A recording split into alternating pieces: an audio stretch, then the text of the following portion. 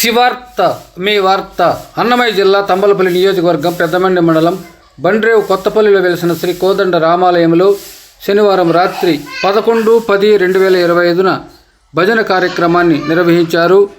వంతు పూజ సందర్భంగా జయరామరెడ్డి సతీమణి రత్న దంపతులు వారి కుటుంబీకులు